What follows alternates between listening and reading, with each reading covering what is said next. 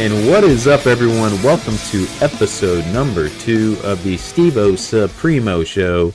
I know it's a very original title for a podcast. I'm your host, StevoSupremo, but like I said before, bringing AGP over here just didn't feel right. It needs to be its own thing, so this is what I'm rolling with. And it's so tough to try to pick a new name for a podcast. You'd think it'd be easy, but it's not. It's not. So for now, it's the StevoSupremo show. So what's going on, everyone? Hope you all had a good week last week. It is Tuesday the 22nd, and we are only days away from the huge release of Elden Ring. And I don't know about you guys, but it's crazy seeing how the Souls franchise went from this niche thing with a hardcore following to now just From Software. It's like a mainstream gotta buy game, and I think it's awesome. Like I'm glad that can still happen,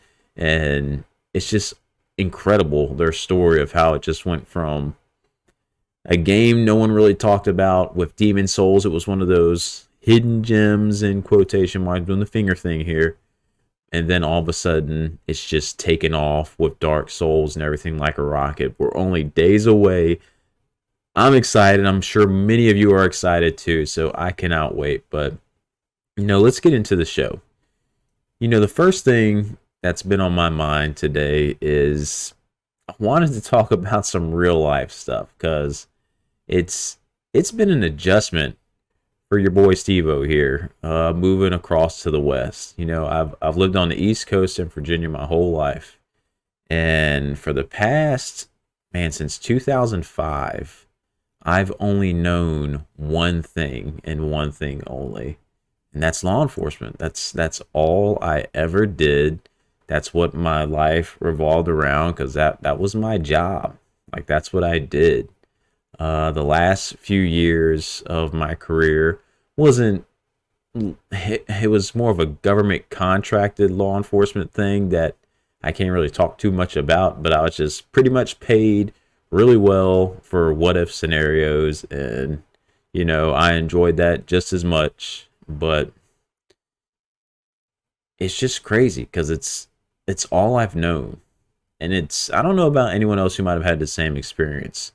When you've done one thing most of your life, I did it nearly 20 years, and then you're trying to adjust to a new life, it's really weird. The only thing I can kind of compare it to is anyone who has seen Shawshank Redemption. And I know it's kind of weird comparing a law enforcement life to a prisoner's life, but I think you guys will understand. It's like when Brooks, he was locked up in prison so long, it was the only life he knew.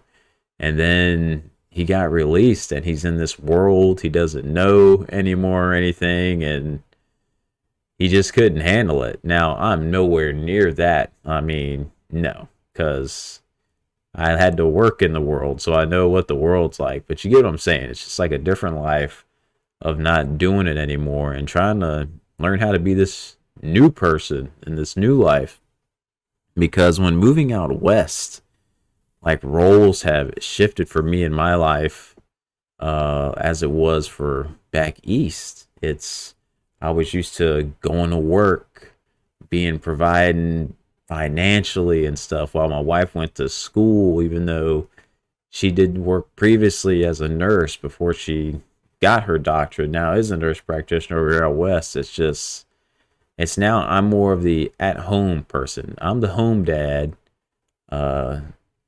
picking up that role, kind of reverse it. Now, on the side here, I am my dream is to kind of own my own store here, but it's like baby steps in trying to do it. My own card shop, possibly game shop. And it's something that it's kind of starting in my home, so to speak, first.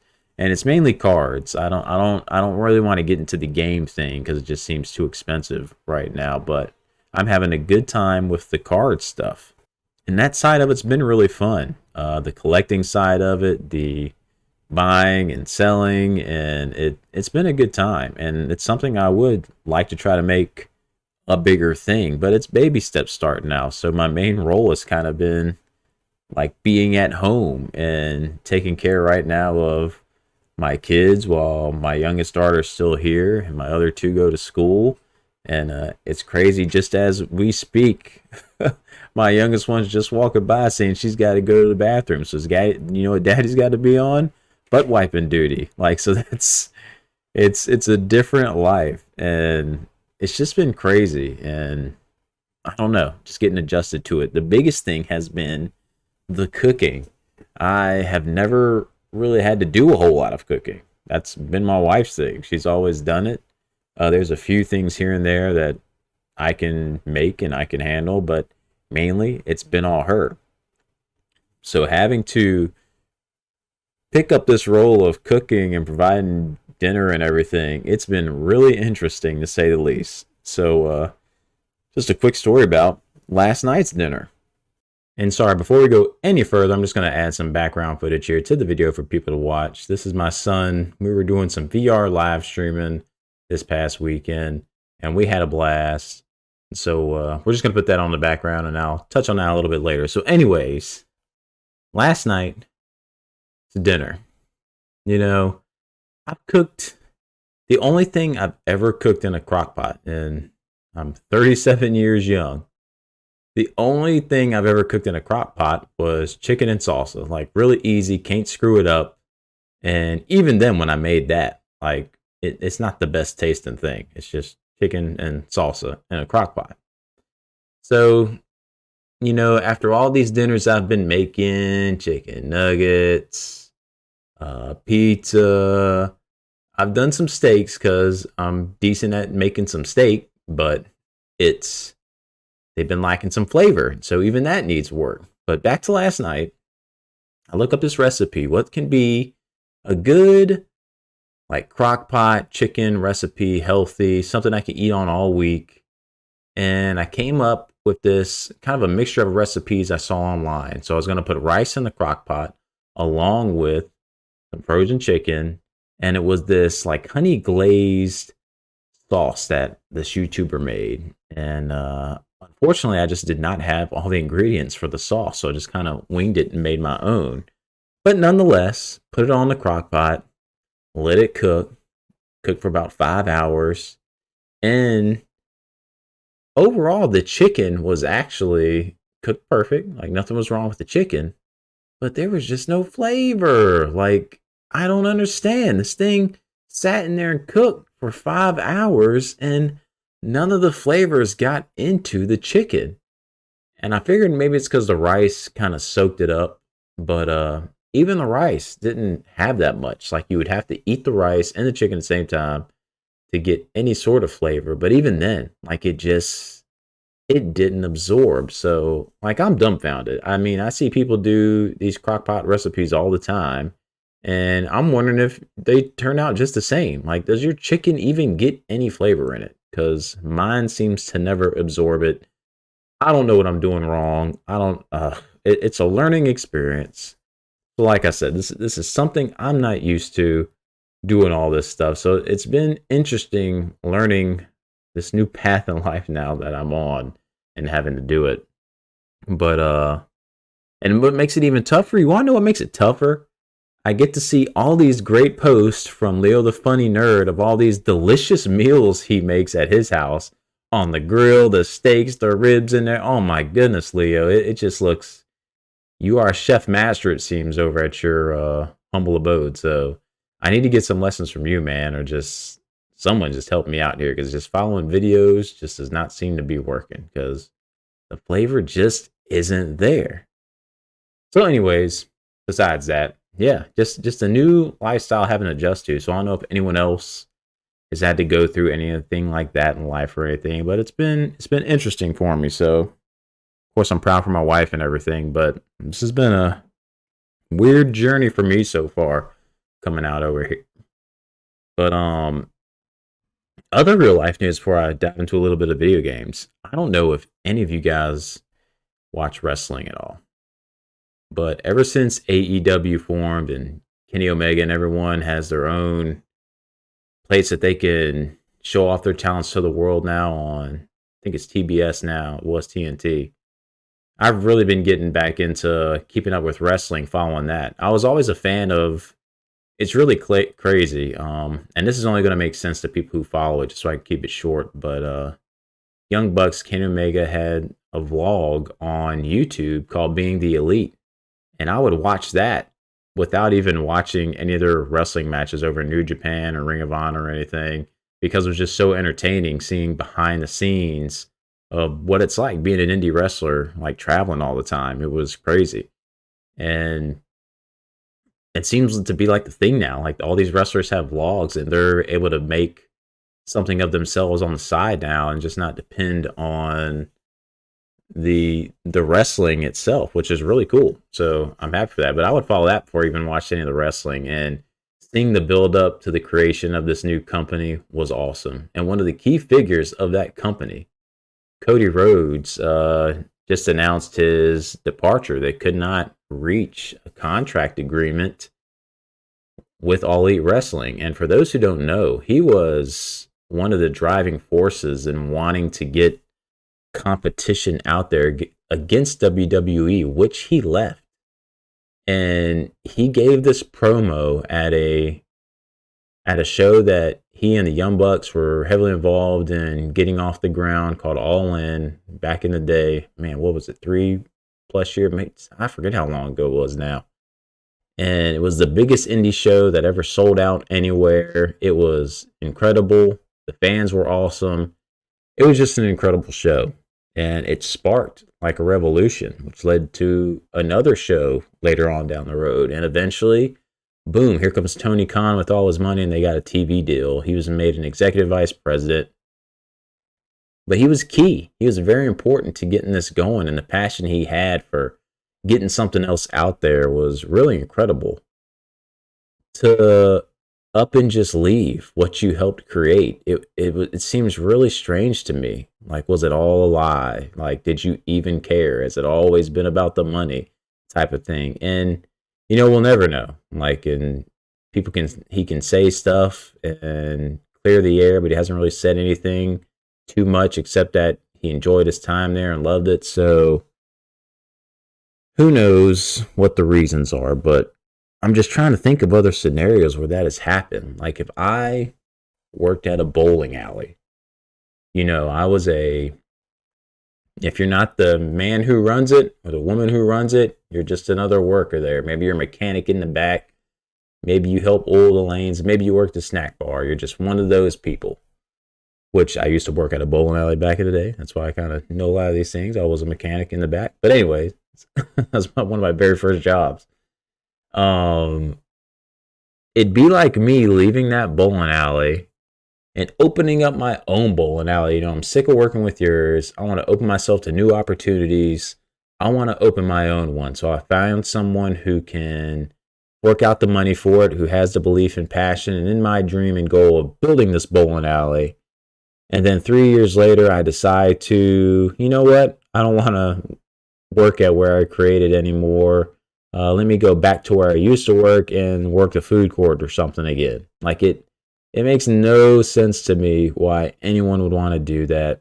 It makes it just seem like money to me, but I don't see how you'd get more money for going to the other place. But I mean, I'm not someone who's biased against WWE or anything either. I just have always enjoyed any type of wrestling growing up my whole life. I don't care what it is. I'm just a wrestling fan.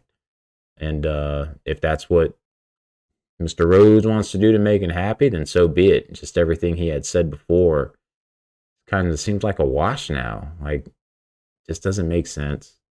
And, things in AEW, if you follow it, it's been interesting. They're signing all these big names and talent and everything.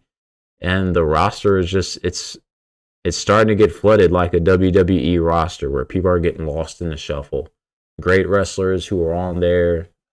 FTR is like the biggest example. Cash Wheeler and Dash Wheeler and Hawkins coming over and everything. And I don't know. It just not being utilized here either when they're probably the best if not the best, one of the best tag teams out there fighting and anything. But that's going down a whole another road that will just make this segment too long for anyone who doesn't care about wrestling. But it just is crazy how you start a company and then all of a sudden you leave it. But anyways, let's talk about a little bit of gaming stuff now. On Sunday night, we finally got the reveal of the countdown clock for Capcom. A lot of hype was built up around it, and ended up being a fighting game collection announced, followed up by a Street Fighter 6 little teaser saying that there's going to be more coming out down the road for it. And, you know, me not being big on fighters, like, lukewarm, didn't really care. And I'm happy for the people who really like the games. I know that collection has a bunch of like Stalkers. Oh my goodness, say that 10 times fast. Games on it. Some of the Pocket Street Fighter stuff. It had a decent collection of games, like 10 games that are all going to be online. And I don't know if they even actually all released here in the States or not. So this could be the first time a lot of those are coming out. Again, I don't know my fighting game histories, so I couldn't tell you. But I'm happy for anyone who's excited about it. That's awesome. And Street Fighter 6, kind of knew that was going to come after that announcement, like everyone expects, especially since they were waiting for a Street Fighter 5 live stream to end on a Capcom channel to actually do this announcement. Even though the timer had hit 0, we had to wait for this thing to be over. It's like, okay, it's going to be Street Fighter related. So he kind of knew at that point. But again, I said it last stream that I really enjoyed watching Street Fighter tournaments years ago with the names that I remembered. But I just have not kept up with it recently because I kind of just lost interest in it. I really had a goal of wanting to become a good Street Fighter player myself and play that game and commit the time to it, but I just never could. Or I would get dejected and just give up because getting used to the arcade stick and everything, I wasn't feeling encouraged when going into matches when all you do is lose. That's all I would do is lose. And I know one of the big things in Street Fighter now is like going into training mode and learning the basics and stuff. And it's like anyone, like Alan Iverson, practice. Who wants to practice? Like, we want to go out there and play. And so I would just go into matches thinking I knew what I was doing after limited practice and just getting bodied. And I've never won any type of online match in Mortal Kombat or anything. Like, I haven't won. The only online matches I've ever won were friendly matches with Doomwave's Chance, and we would go back and forth on Street Fighter. I think it was 5 we were playing at the time, and that's the only time I actually ever won anything as far as a fighting game online. Other than that, I just get beat constantly, and I mean, that's not fun, so I would give up on it. But now I'm thinking about it again. Street Fighter 6. Do I actually commit the time and try to learn it and get good at it? Because nothing feels better than like multiplayer online, one-on-one, me versus you, a fighting game. It's just that feeling of being able to win that would be awesome. But I don't know what that feeling feels like because I always lose. So is this the time where I actually commit to learning this, giving it like an hour or two a day, almost like real life training, and trying to pick it up? Is it too late in life to do it? You know, I'm not as young as I used to be, and I'm sure a lot dumber than I was when I was younger. So I just don't know if my brain can register it all once again. Because it seems like games coming out these days, and I'm going to have a video talking about this coming out with the difficulties and stuff. They're just getting more and more involved and complicated, and they're going over my head. I'm just sounding like the old man screaming at kids from his front porch now because things are just getting too tough for me, and I just need it to slow down some. So, well, we'll see what the mechanics are going to be like. So, I've been watching Maximilian Dude play King of Fighters 15, and that's been really cool, which glad that game looks like it's doing really well and the changes they did in it. I remember always seeing King of Fighters and like their the actual characters on screen actually always looked a little bit smaller, like compared to Street Fighter and stuff, because they got a lot more stuff, I guess, going on in the air and everything. But they've kind of made them bigger and everything now, and it just looks like a really good game. It looks really clean when seeing it online, so I'm happy that that's doing well. But other than that, the other big news, as we take a sip of drink, but the other big news, as we now see me giving my attempt at Beat Saber here, was the 3DS eShop and the Wii U eShop closing down. And, it was going to happen. Like, no one should have been surprised by it. It's kind of crazy how it happened 7 years after the Wii U launched. The Wii Shop shut down. And now 7 years after the Switch launch, the Wii U shop is shutting down, and so is the 3DS shop, which that one surprises me more because I know there's a lot more of those out there. For me, I'm not really affected by it too much because I didn't do a whole lot of downloading on digital for those systems. And the games that I did get digital, I already have on there. So I feel pretty good that, and I have physical copies of most of those games too, like Metroid Prime Trilogy and stuff like that.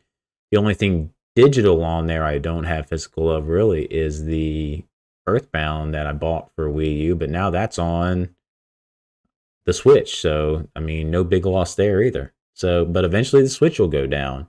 And I know a lot of people were upset about this, but again, I mean, we knew it was going to come, everyone, so you shouldn't have been too shocked.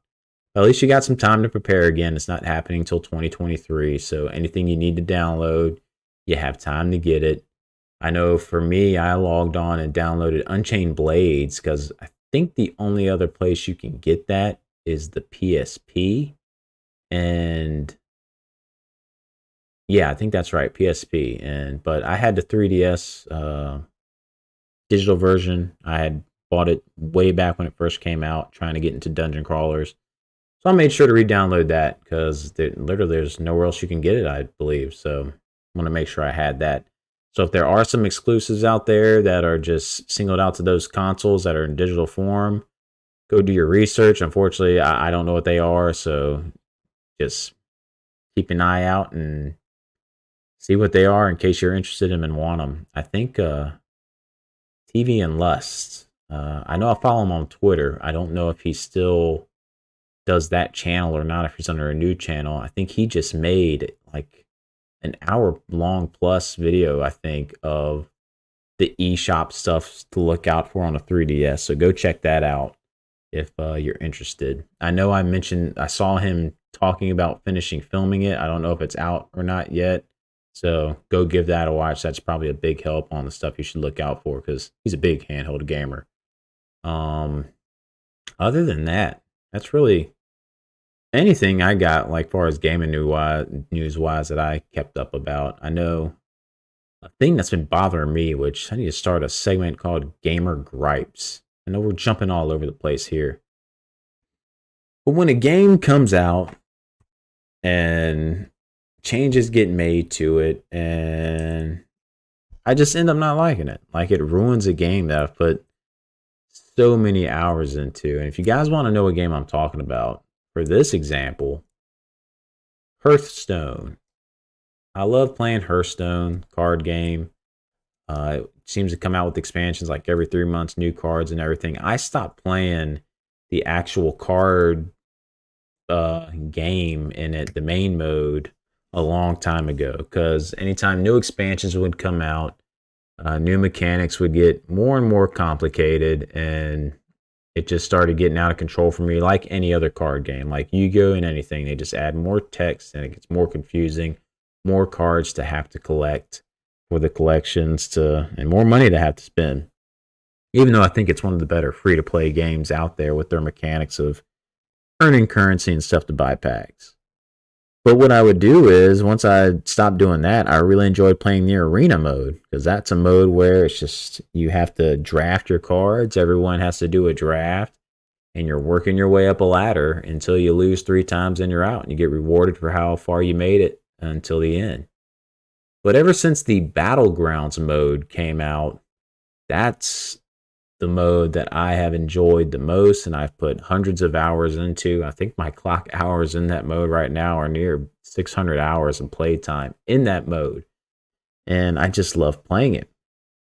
And they've had these instances where they release a new set for Battlegrounds that makes this, it's like an auto battler game, but with the card minions that make it a little difficult to win and stuff near the beginning till you get used to it. But they just released these buddy mechanics about a week or two ago that just completely ruined the game for me. Like, I'm not having fun playing it at all now. So it just hurts when there's a game you really enjoy and play. And again, it's all on me just because I don't have the skill level to understand and learn how to use these buddies to the maximum abilities, because you're not getting the same character all the time when you're playing these games. And then you get 4 new choices every time you play, and you might not see the same one you just learned maybe a little bit about till 15 matches later if you want to try it. So for someone like me, it ruined it. And I'm just waiting for the day they go back and revert from it, because I just hate it when that happens. If there's a change that they think's gonna be good, but then I could be in the minority. I don't know, but man, it's just crushing when that happens. All right, and with the magic of editing, I am back. You guys will not know it, but I actually got pretty sick while recording this episode and had to step away from it and relax and rest. And I've come back and we're finishing it up now. So this might come out later than usual. And if it does, I apologize, but I was not feeling good. But anyways, let's get into the topic for tonight, what I really wanted to talk about. And that was VR gaming. I kind of touched on it earlier, and we had the footage playing of some of the VR games that me and my son played the other day. VR gaming was something that caught me by surprise just last year. I was completely taken away, or the year before last, so to say. I was completely blown away by how much I had kind of fallen in love with it. And it was something that when, like most people, when it was initially announced, I was just really skeptical about, like, how am I going to play a game with this massive headset on? The price for entry was so expensive. Are there even going to be any decent games to even play? Most of them might be something like this, where it's on rails, so it's not that full experience of controlling a character. But you'd be surprised how fun a game like Pistol Whip here is just being on rails. But I digress.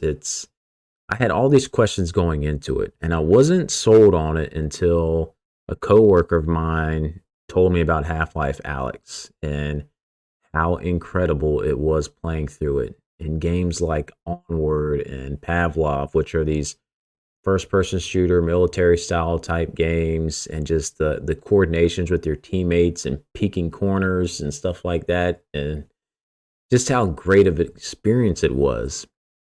And my gaming horizons are a lot broader for that. So I was looking at some of these RPGs and stuff that you can play on it. I was like, you know what?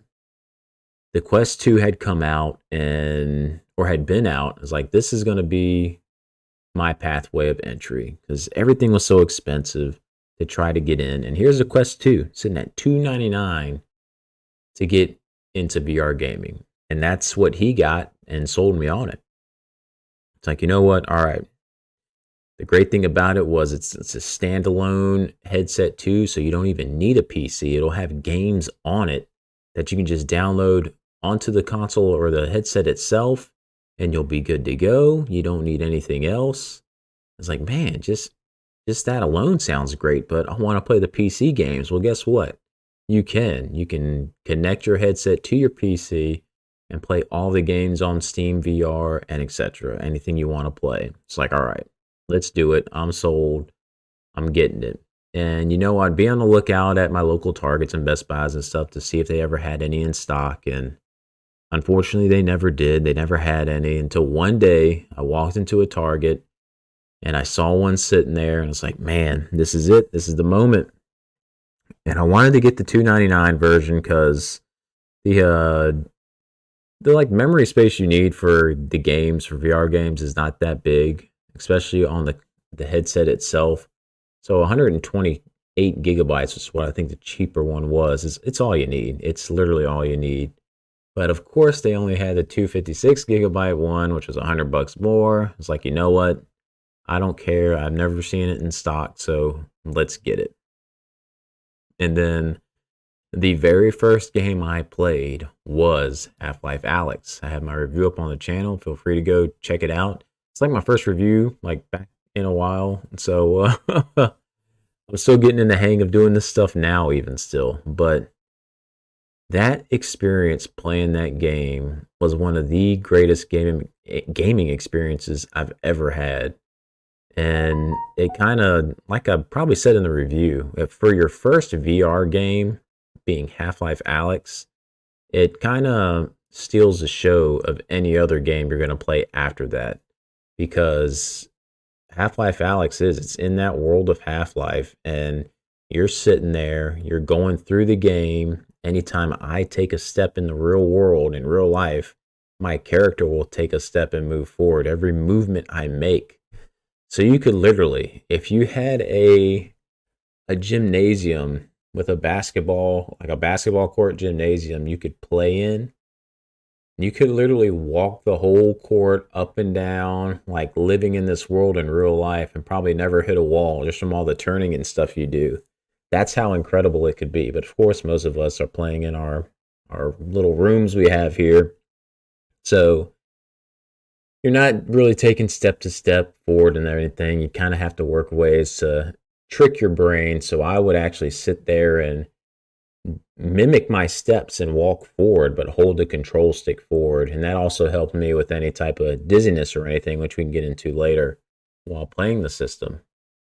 But I never had a game really immerse me and put me into a world like a VR headset can.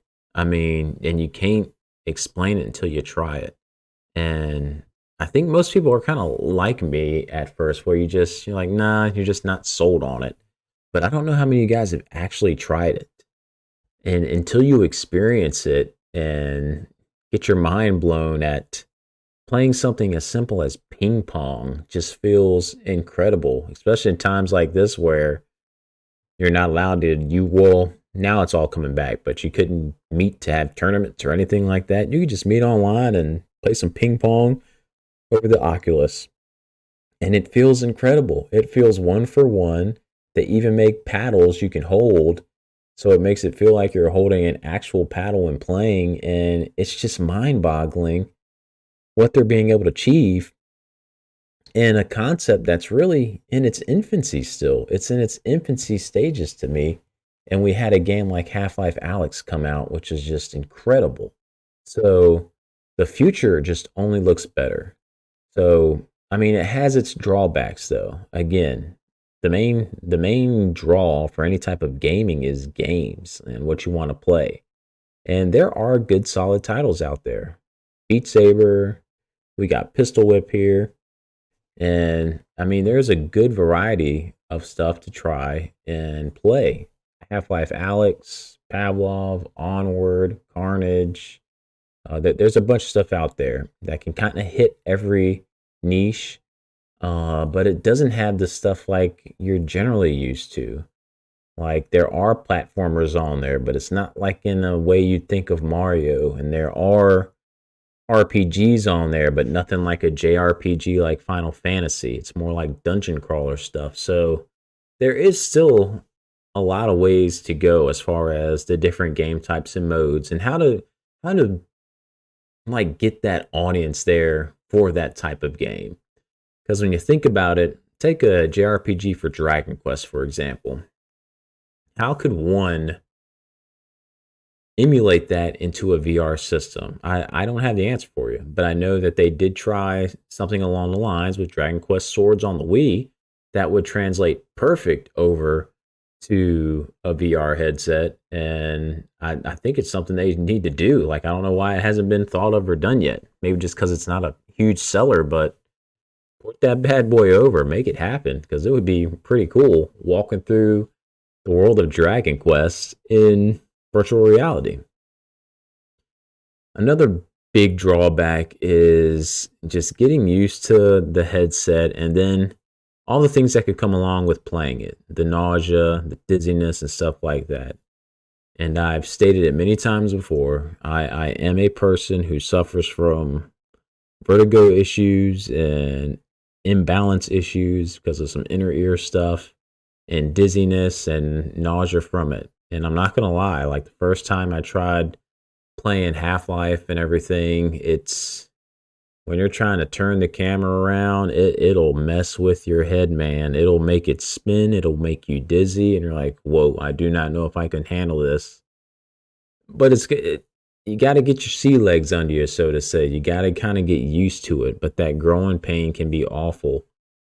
At least for someone like me who suffers from all these issues. Other people can just put it on and just be good to go. But there are tricks, like I said, in a game where your character walks, mimic the walking with it. Put a fan in front of you to mimic you walking and taking the steps. And it's no joke. It really helps a lot. Another thing that's helped me, it was a very cheap investment. I think it only cost me like $6.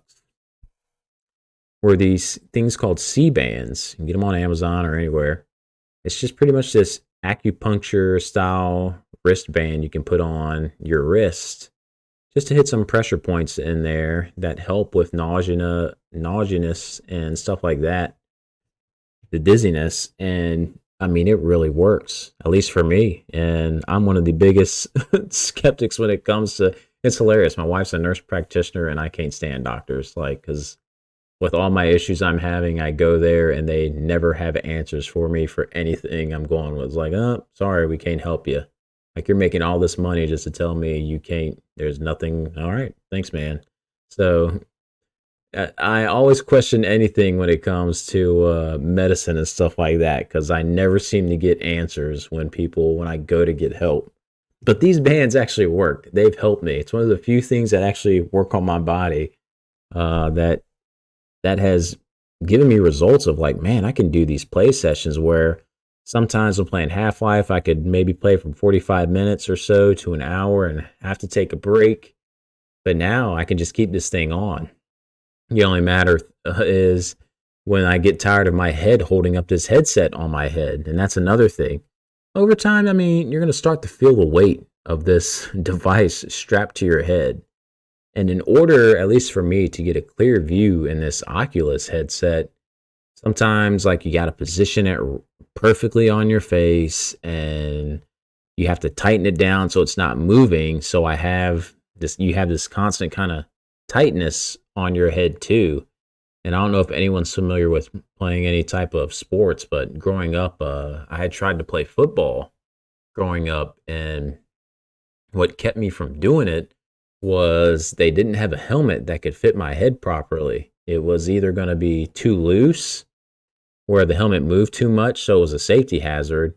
So they gave me a helmet that was way too tight, and it just gave me headaches every day from wearing it, and made me nauseous and everything after just practice. So I had to stop because they just did not have a helmet for me.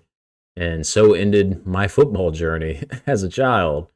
But that still carries over today because I suffer with the headaches and stuff. And having that headset, if you put it on too tight, you're cutting off some circulation and stuff up there if you go too tight. As my phone rings, try to interrupt our show. So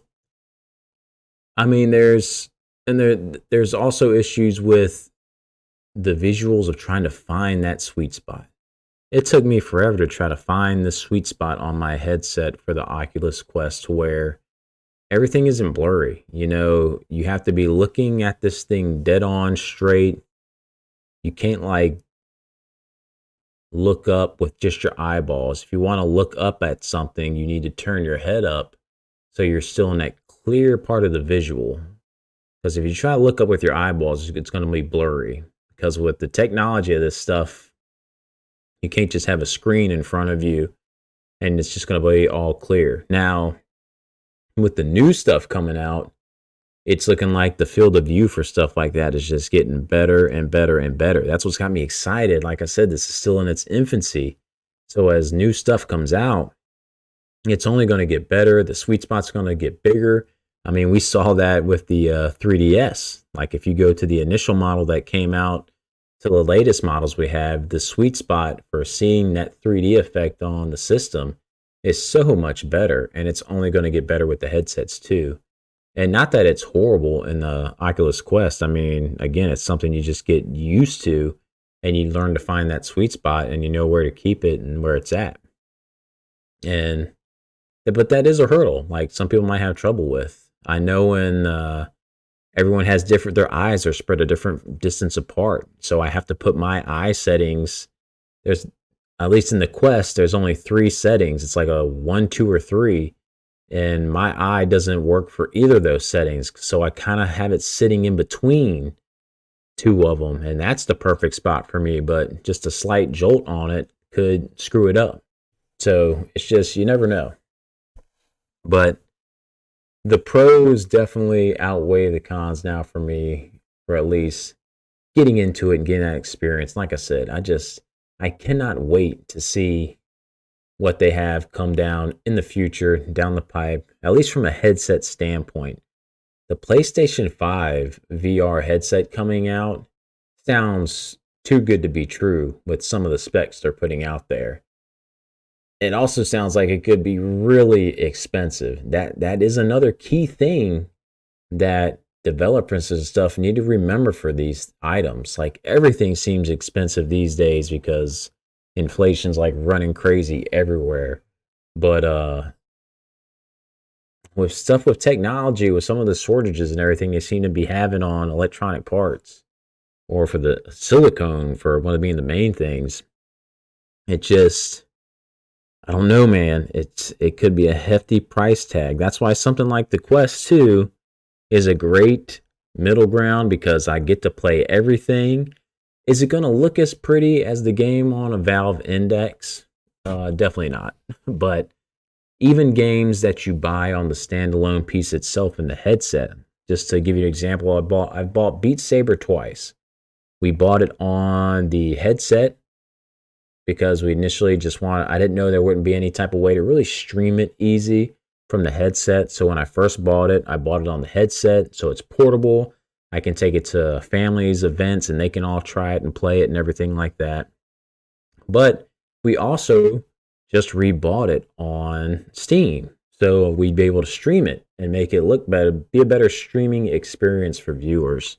And you can definitely tell the difference in visuals immediately. And you wouldn't think a rhythm game like that, it would be that big of a difference between like just being in the headset downloaded on that one toward the power that the PC's pushing out. It is drastically different as far as visuals. Everything's sharper and clearer. And that's what's also really cool.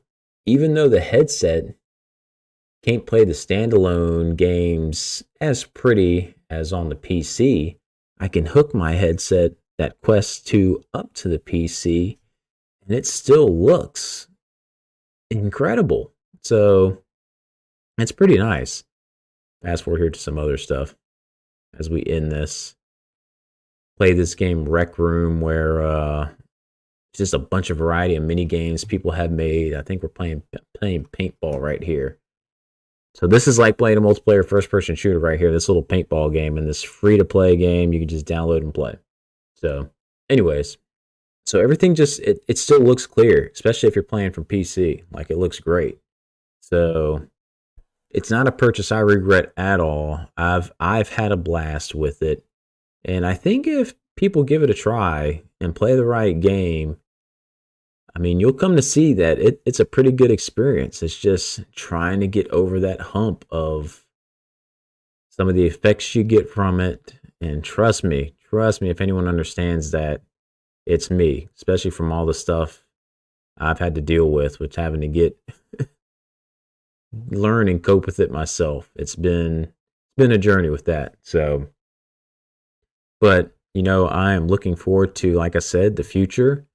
Technology is looking great. It's just price tag. Will the price tag be right? Because I'm going to eventually want to upgrade myself, and at least give this headset to my son so we can play some multiplayer stuff together and not just have to swap headsets back and forth. And the Quest 3 is sounding, and there's not many things released on it yet, but from what they have planned, if they can release a solid price point with just everything being better again, oh man, I cannot wait.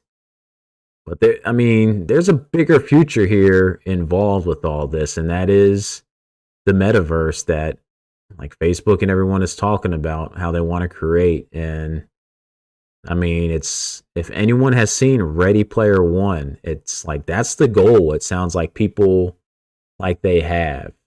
They want you to be in this world, a virtual living world, so to speak. So, and we kind of already have had that kind of stuff if you think about it, like in MMOs, like in World of Warcraft and stuff. You have an auction house and everything like that where people are selling things to each other. In Diablo 3 on launch, you had an auction house where people were using real money to buy items in there.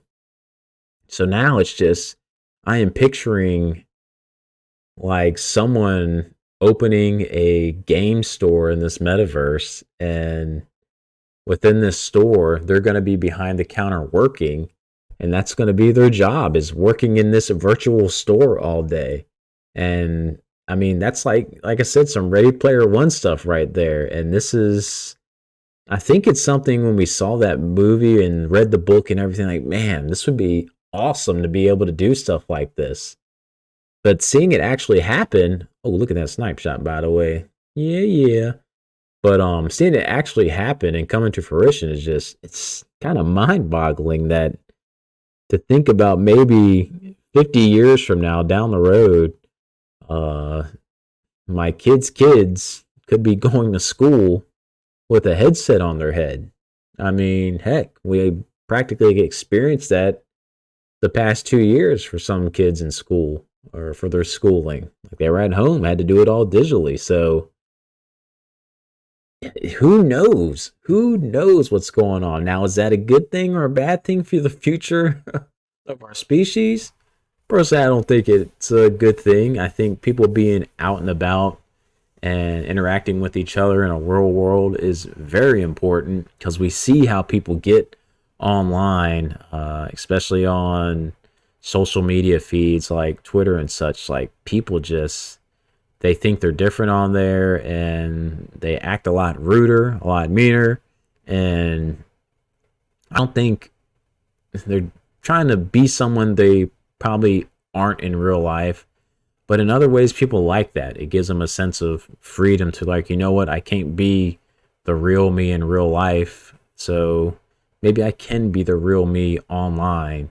And it makes them feel more comfortable playing that way. So again, there's pluses and minuses to everything. So it's just going to be interesting to see how it all plays out.